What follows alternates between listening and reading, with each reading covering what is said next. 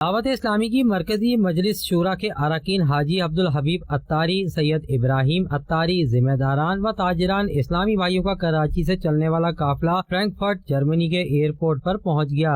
اراکین شورا و دیگر اسلامی بھائیوں کا فرینکفرٹ جرمنی ایئرپورٹ پر موجود کثیر تعداد میں اسلامی بھائیوں نے استقبال کیا۔ ایئرپورٹ پر خوشخبری سناتے ہوئے رکن شورا حاجی عبدالحبیب اتاری کا کہنا تھا کہ محرم الحرام کے اس مبارک مہینے میں دعوت اسلامی کو ایک عظیم کامیابی نصیب ہوئی ہے کہ کچھ ماہ پہلے ایک ایسی جگہ جو غیر مسلموں کے استعمال میں تھی، اس جگہ کو دین کی تبلیغ اور اشاعت کے لیے دعوت اسلامی نے حاصل کر لیا ہے۔ بر اعظم یورپ میں الحمدللہ کراچی سے چلنے والا مدنی قافلہ پہنچ چکا ہے اور ہم جرمنی کے شہر فرینکفرٹ کے ایئرپورٹ پر ہیں۔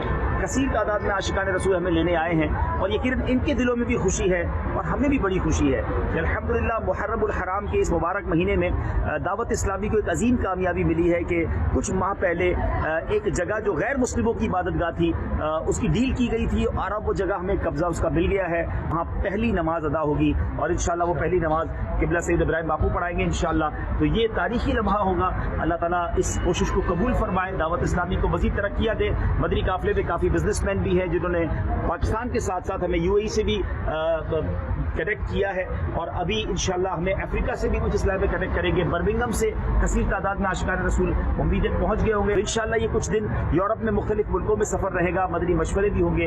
آپ سے بھی گزارش ہے دنیا میں کہیں بھی ہیں مدنی قافلوں میں ضرور سفر کریں۔ جرمنی کے علاقے آفن باغ میں واقع مدنی مرکز فضان مدینہ میں عاشقان رسول سے سنت و برا بیان فرماتے ہوئے مولانا عبدالحبیب اتاری کا کہنا تھا کہ ایک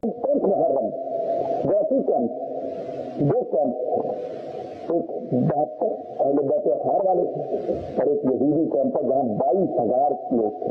حسینی خیمہ تھا، یزیدی خیمہ تھا۔ کیا ہو رہا تھا اس رات؟